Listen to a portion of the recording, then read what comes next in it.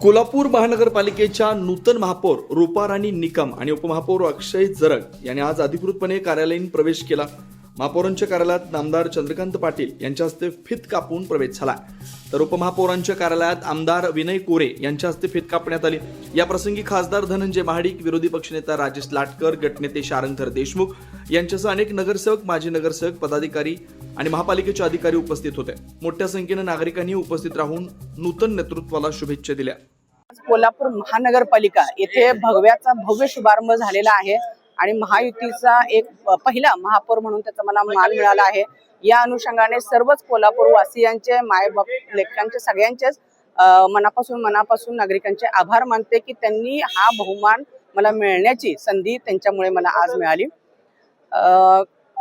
कोल्हापूर शहरामध्ये तुम्ही जर पाहिलं असेल तर ऑनगोईंग खूप सारे प्रोजेक्ट्स आहेत। तुम्ही जर बघितलं तर केंद्राच्या खूप साऱ्या योजना ज्याच्या अनुषंगाने खूप सारा फंड आपल्याला मिळालेला ऑलरेडी आहे, परंतु काही रखडलेले प्रोजेक्ट्स आहेत, त्याच्यामुळे आज कोल्हापूर शहराची अवस्था ही पाहत आहात अतिशय दयनीय आहे।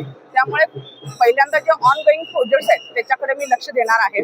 त्याचबरोबरीने आज तुम्ही बघितलं काही जंजीज आहेत, त्यांच्याकडे खूप चांगल्या आयडियाज असतात आणि त्या जंजीजना हाताशी घेऊन खूप चांगल्या पद्धतीचं शहराचं सुशोभीकरण असू दे किंवा चांगले प्रकल्प आणायचे असतील त्या अनुषंगाने त्यांची मदत घेणार आहे।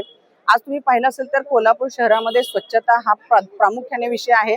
त्याचबरोबरीने वाहतूक कोंडी ज्याच्यामध्ये 20-30 वर्षाच्या काही कार रस्त्याच्या कडेला आहेत आणि त्या पहिल्यांदा हटवणं आणि मग या सगळ्या प्रक्रियेमध्ये ज्यावेळेला वाहतूक नियंत्रित आणायची असेल तर अधिकाऱ्यांच्या बरोबरीने सगळ्यांनाही माझं एक विनंती असेल की पदाधिकारी असू देत किंवा अधिकारी असू देत यांनी सुद्धा या सगळ्या अतिक्रमण हटाव या सगळ्या मोहिमेमध्ये सगळ्यांचं सहकार्य असायला पाहिजे।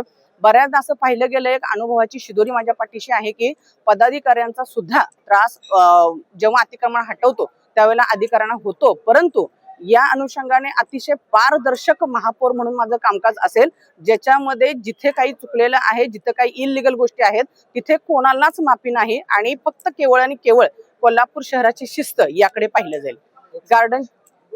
गार्डनचे काही विषय आहेत ज्याच्यामधून खरं तर आज कोल्हापूर महानगरपालिकेची आर्थिक जी घडी आहे ती विस्कटलेली आहे आणि म्हणून काही CSR मधून काही अशा रोटरीज क्लब असू देत किंवा अशा काही क्लब्स यांच्या अनुषंगाने त्यांची मदत घेऊन आपण चांगल्या पद्धतीनं कोल्हापूर शहराचा विकास करण्याचा माझा मानस आहे। नक्कीच काढणार आहे आणि जे काही चुका असतील किंवा जे काही निर्णय कठोर सुद्धा जर काही घ्यायला लागतील तर ते पारदर्शकपणे मी नक्कीच घेईन।